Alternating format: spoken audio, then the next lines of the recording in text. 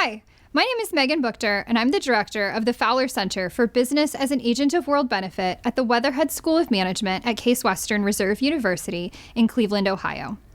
At the Fowler Center, our mission is to educate students about the transformative power of business to make a positive impact globally. One of our key initiatives is the AIM2Flourish program, which collaborates with professors and universities worldwide. Through this program, students interview business leaders or social entrepreneurs from companies they admire and write stories highlighting how these businesses contribute to one or more of the United Nations Sustainable Development Goals. These stories are published on the AIM2Flourish website, showcasing the remarkable efforts of businesses globally. Additionally, each year, we award the annual Flourish Prizes, selecting one honoree for each of the 17 UN Global Goals from the stories published in the previous year, as determined by a rigorous jury process. I'm super excited because today I have the chance to speak with our Flourish Prize honoree group for Global Goal number 6, Clean Water and Sanitation. The story for clean water and sanitation was written about a company called Basic Water Needs out of Amsterdam in the Netherlands. And I'm joined here today with their CEO, Dries de Kater. I'm also joined today with Professor Aixa Ritz of Fairleigh Dickinson University here in the United States, and my colleague, the program manager for our AIM2Flourish program, Ayushi Argawal. Thank you so much to all of you for being here and joining me here today. I'm super happy to kick things off. I'm going to kick things off by asking Professor Aixa Ritz to tell us a little bit about her experience using AIM2Flourish in her class, as well as some of the outcomes and results that she's seen with her students. Aixa? Thank you. Thank you, Megan. Well, first of all, I would like to thank the AIM2Flourish team for the great work that you do. Thank you so much. You make it possible for educators to make our students aware that you can run a business and, sustainably and be profitable. And this is something that mainly business students don't, it's difficult for them to understand that. So thank you, AIM2Flourish team. You're doing great work. It has been for me an honor at FDU to participate in this project since 2015. I just realized that it's almost going to be 10 years doing this. First with our tourism program, because I was in the tourism industry before. And I have to say, tourism is one of the most unsustainable industries in the world. And yet the students found wonderful businesses that showed that they were making money, they were profitable, and yet they were sustainable. So thank you again, AIM2Flourish. My role now, I retired 3 years ago. And I am teaching the Global Issues course for Fairleigh Dickinson University, still with Fairleigh Dickinson.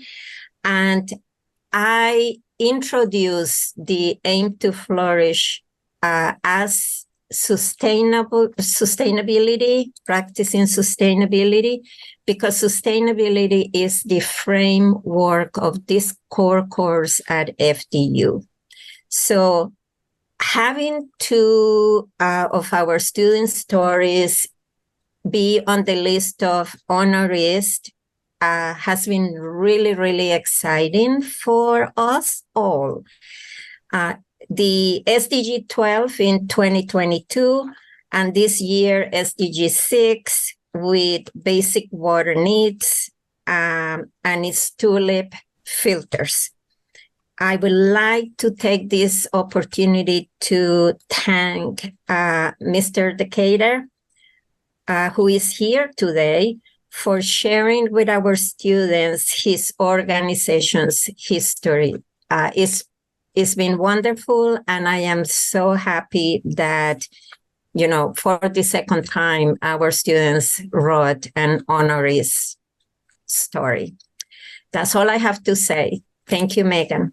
Thank you. Thank you so much, Aixa. We really appreciate it. And it has been an absolute honor for me as well to read your student stories over the past eight plus years that they've been writing them in a variety of industries. And I remember that a lot of them did come from the tourism industry. And we got a lot of stories about restaurants and hotels and ecotourism, companies that you can call to help you plan a better, more sustainable vacation. And it is really eye-opening when you think just, oh, I'm going to travel and I'm going to take this vacation and it's going to be fun, but to think that there are options to actually make that more sustainable. So your stories have had a large impact on us as well, getting the chance to read these stories that your students have written. Thank you. So thank you so much. We really appreciate that as well.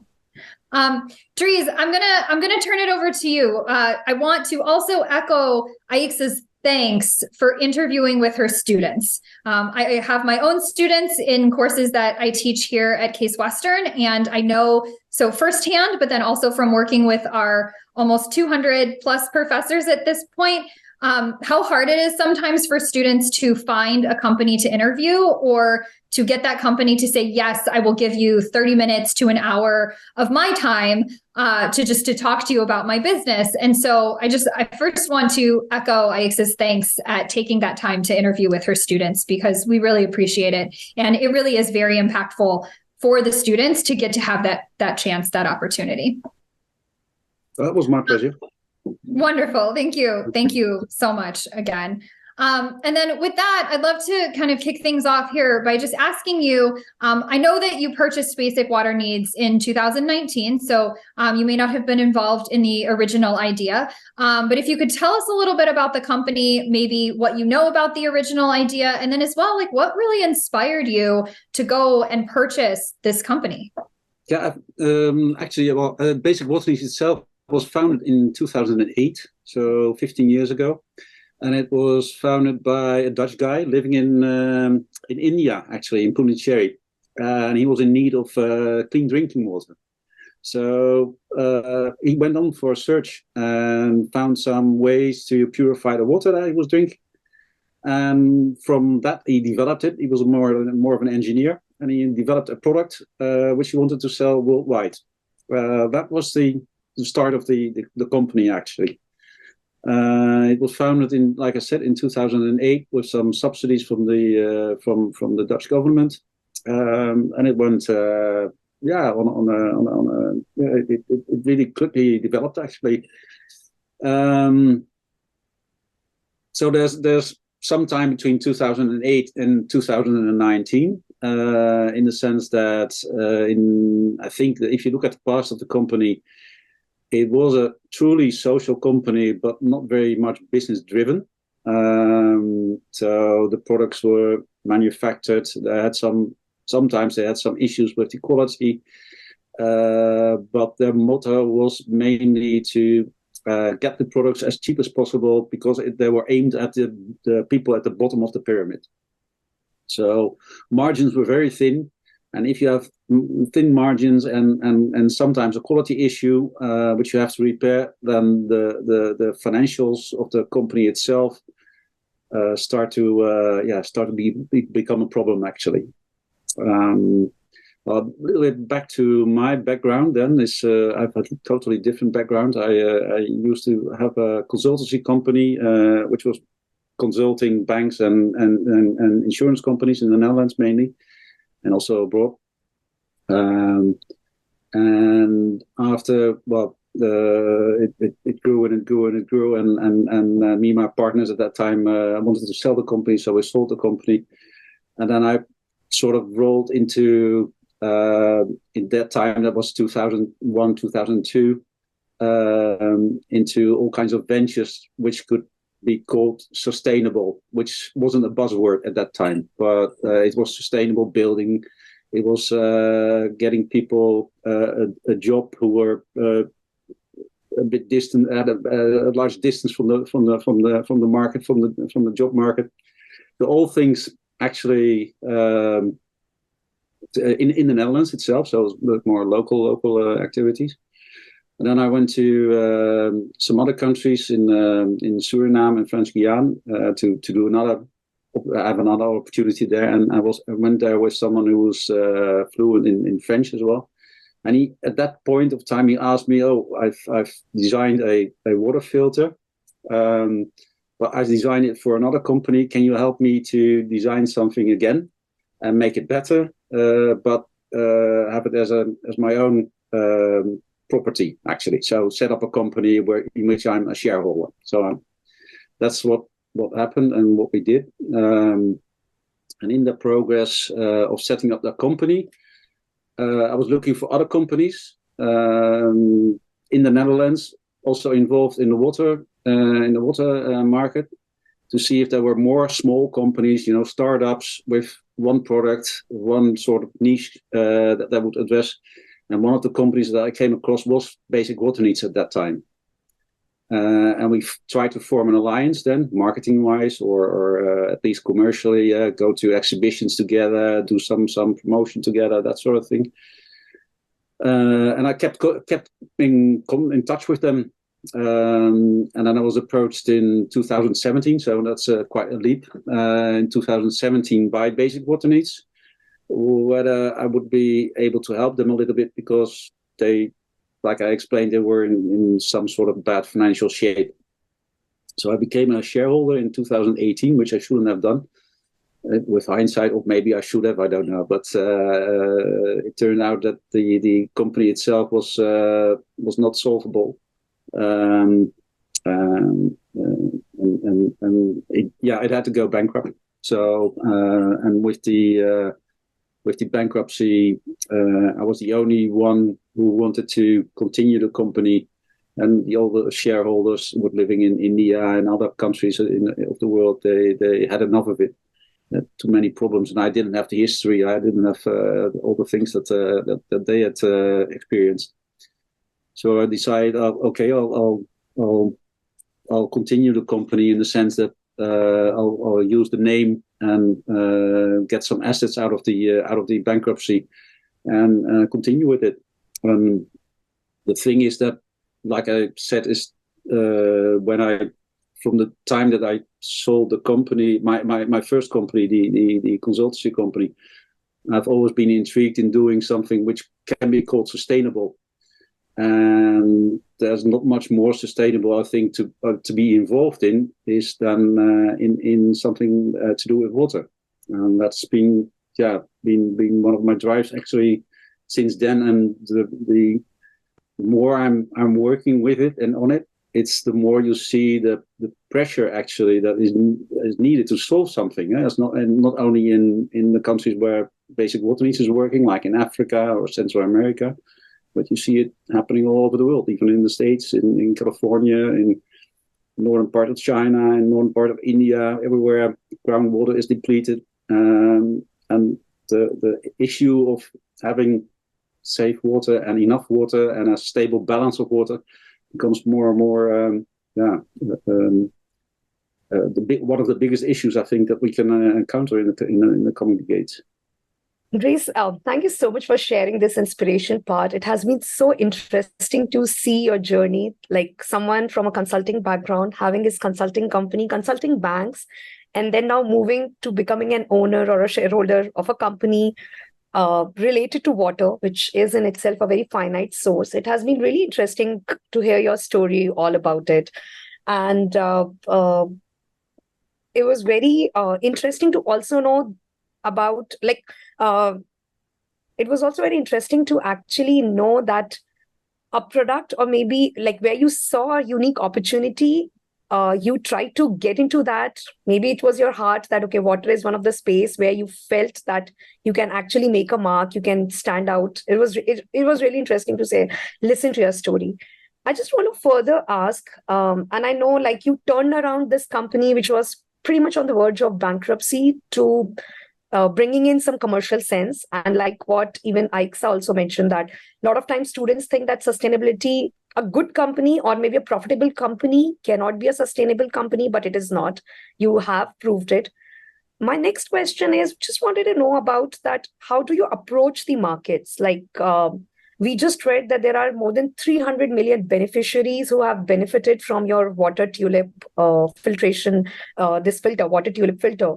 But how do you access to these regions, be it like in India, Asia, Southeast Asia, or be it like your Africa, Central or South America? And how are you kind of taking care of that commercial sense then? Okay, that's 3 million, not 300 million. I wish I would.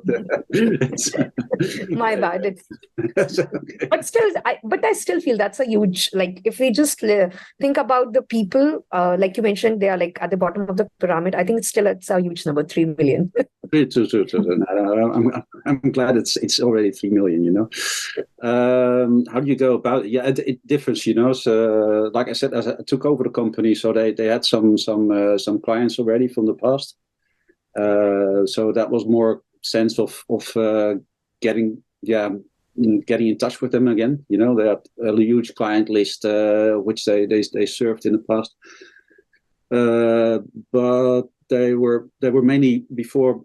They were mainly a trading company, so they would produce the goods first in India, later in China, and would send them overseas, and with a distributor with which they had a contract, and leave the marketing and the business and the business further to this distributor in a country, and what we try to do, or what I try to do since 2018, was actually visit the distributors and see what was happening in the market, and try to together with them, and a market approach, a business development approach for this distributor. And of course that differs from country to country. So it is very different if you work, for instance, in a country like Ethiopia, which is a very centralized state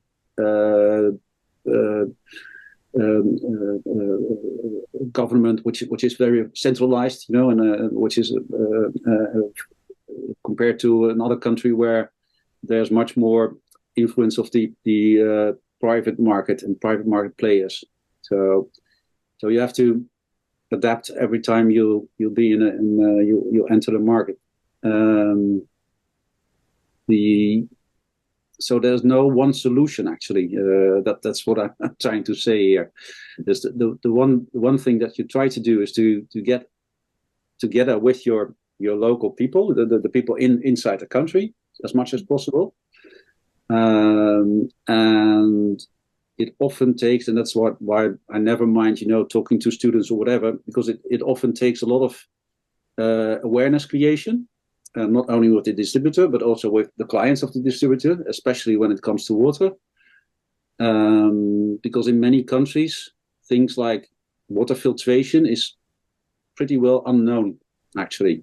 I know one of the first countries I went to was in Kenya, in the southern part of Kenya, where we would start a project where we would teach a group of 25 young Kenyans to become a sort of salesperson for the water filtration unit that we were setting up.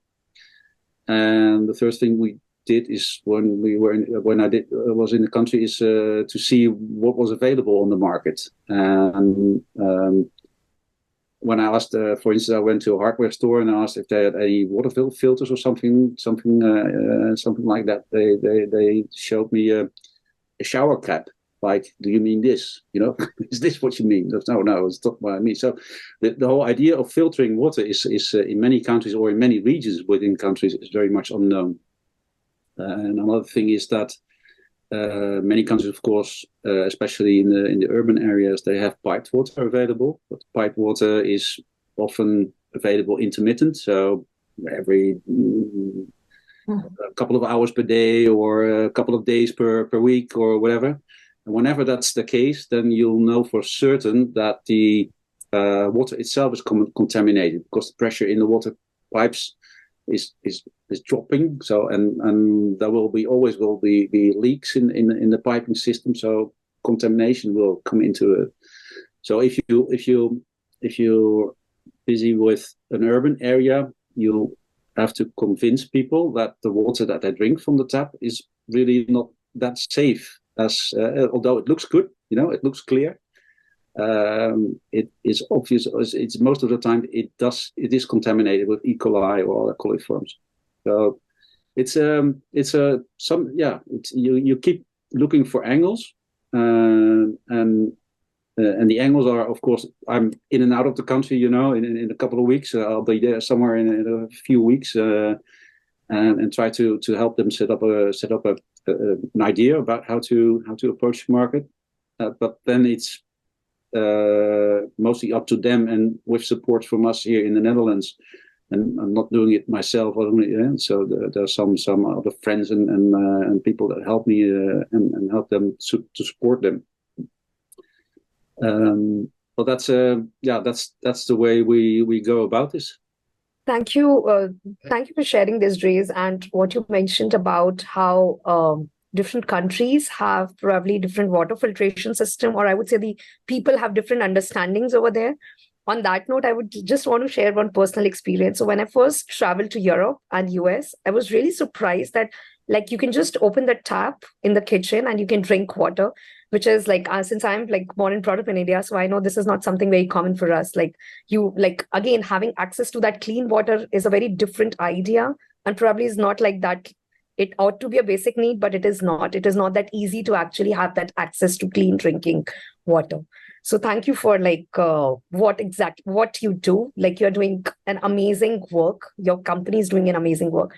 On that note, I just wanted to ask you what advice you would have for our students, since AIM2Flourish is a platform that is used by a lot of students to discover the business innovation. So what would be the advice that you will give to our students who actually, like these are mostly business students, that business can also be sustainable, and how can they actually care about the environment and social issues apart from joining these businesses that are profitable? Well, one of the things that I learned, in the last couple of years when after I took over the company, is that I think you already mentioned it. It's a sustainable company, or a social company, or whatever you want to call it. It's also about earning some income in the company. So you have to have an income to be able to be sustainable or socially responsible or whatever. And that's still something that I'm trying to turn around with this company, because it was so much focused on the bottom of the pyramid, where the earning capacity of the people is very low. So the products have to be cheap with a low margin, which makes it difficult to actually invest that much in further development of the markets, of the distributors, of the products, etc., etc. So what I'm doing at the moment is more and more create a sort of home market, and the home market with products that have a higher margin, and that higher margin helps me to sustain the other business that I'm trying to develop, and which actually where the passion lies. With the people that have more. It's like you said, is if you live in Europe, you open a tap and you can drink water, and once you go anywhere else, almost, then it is not such a simple thing actually. So people do have water, but they don't drink it, or they don't want to drink it. So. Or they drink it and get sick from it. So the thing that I think so, and maybe doesn't maybe sound that social, but the thing is, you have to take care of a stable financial basis for your company, and from there on develop your plans. And like I said, the plans can differ from country to country, and from opportunity to opportunity. It's in my case, it's at least it's not very a sort of solidly planned journey that I'm on in this case. So I've recently been approached by a UN organization in a country where they have huge refugee camps, to come up with a solution. Partly with the products that we deliver, but also with the ideas and the knowledge that we have in trying to help them get a solution for drinking water, again, for the refugee camps, which is then refugee camps of hundreds of thousands of people, actually. But to make it also sustainable, that the people are not on the will always be dependent on this UN organization. So it has sort of to become a part of their own way of life, even if they are living in a refugee camp. And that's what I also mean by the education part, which is so important, is that you will have to work on that to have people train them or whatever, or show them or teach them or work with them to be able to stand on their own feet in the end.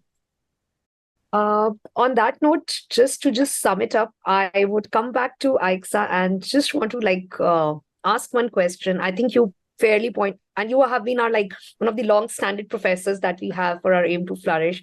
And I want to congratulate you, your students, for winning 2 stories back to back, like in 2022 and now in 2023 with basic water needs. What are the benefits of professors using this program? I know you did mention a little bit about that previously in your answers while you were mentioning that, but specifically for for educators, how this particular platform and this program is really useful.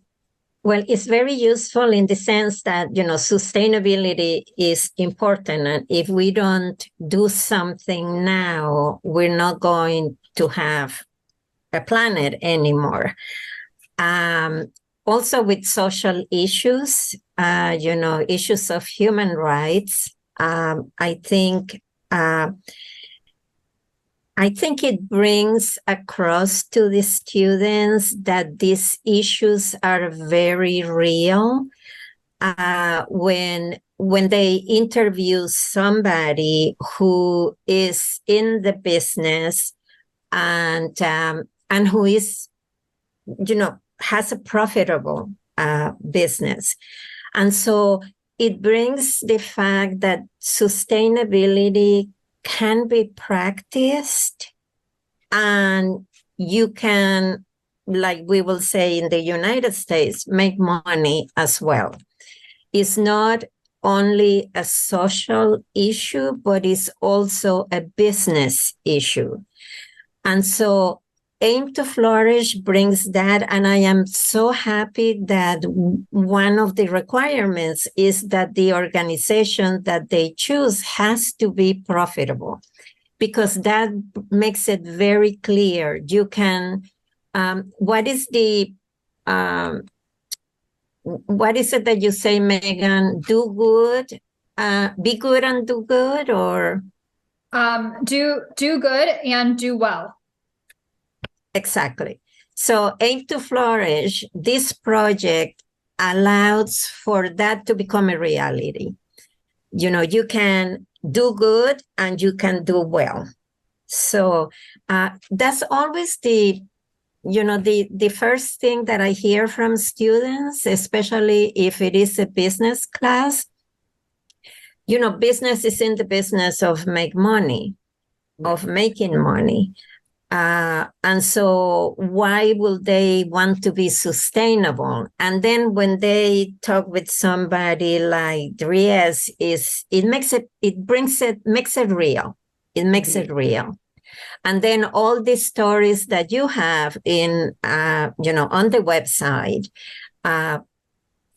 it just makes it clear. I don't know how else to say it. It brings it to the fore. You can do good and you can do well. So thank you, AIM2Flourish. I cannot thank you enough. Thank you so much, Aixa, and thank you, Dries, because I think there are because of people like you, I think our students and we also as educators actually get to feel that, okay, I mean, these businesses or these practices, these are not just mere words, but we have real faces, real people to identify with. So thank you for doing this good work and just wishing you all the very best. Thank you so much. What I like very much about the AIM2Flourish is that it focuses on all these sustainability goals. So not just the water or whatever.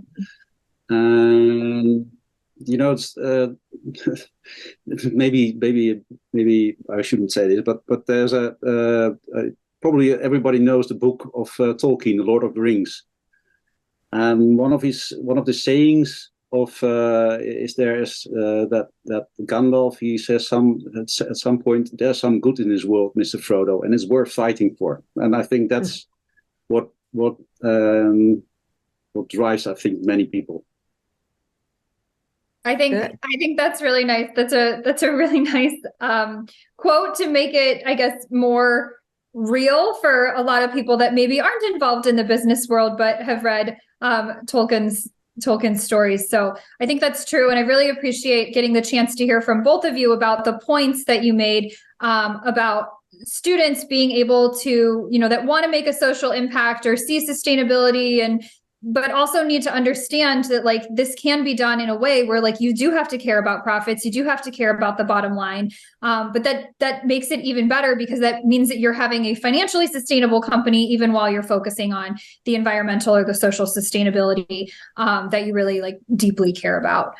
So I think it's really nice to be able to make that point.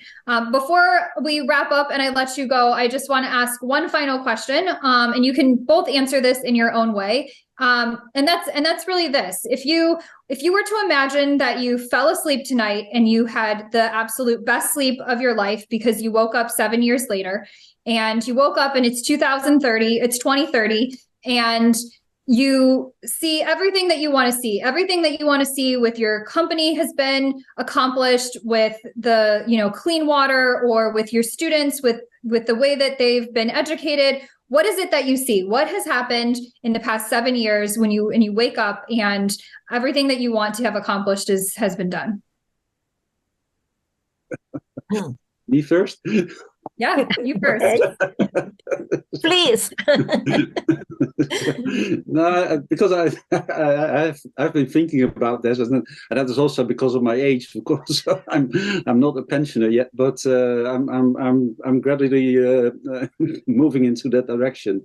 So what I would like to see in 2030 is a thriving company, which is in somebody else, where somebody else or a group of people are shareholders, and which I've left to them. And that's what I see for myself in the future, in 7 years' time, maybe in 10 years' time, that I'll be able to give give it over to other people and a younger generation, actually. That's great. That's wonderful. Yes. I would love to see or hope that by then the SDGs, it's impossible for them to be totally accomplished, but to have more people aware that they exist and that we can work towards achieving sustainability. That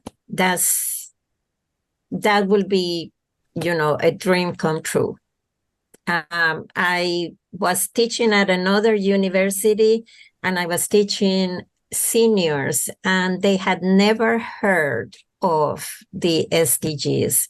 And that totally floored me, because in 2023, and this was a Catholic university, having the Pope bring sustainability so often and being so much aware of it, and that the students were graduating and had never heard of the SDGs, to me it was flooring. So FDU, I'm very happy to say that, we make it a point to introduce the students to the 17 SDGs.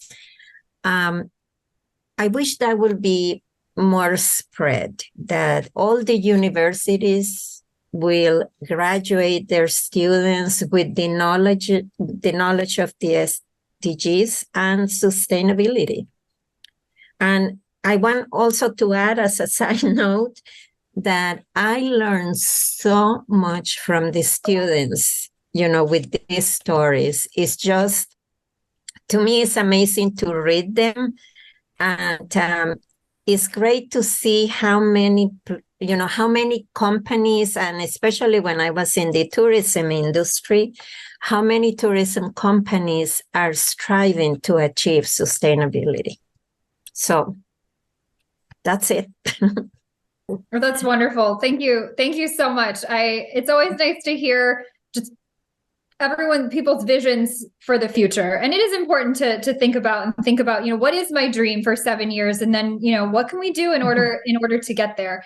And so with that, it's been an absolute honor to get the chance to speak to both of you. Dries from Basic Water Needs, thank you so much. And Professor Aixa Ritz from Fairleigh Dickinson University, and my colleague Ayushi Argawal, who hears it all the time, how appreciative I am for having her help me run this program at the Fowler Center. We really enjoyed having this conversation with you all, and we thank you very much for taking the time to speak with us and for being able to further share the story of our Flourish Prize honorees for Global Goal number 6, clean water and sanitation, with even more people so that they can continue to strive to build businesses that are sustainable and profitable and be inspired by our business leaders just like Dries. So thank you. Thank you so much. Thank you. Okay. My pleasure. Thank you, Megan. Thank you. Thank you, everyone. Thank you so Thank much. you.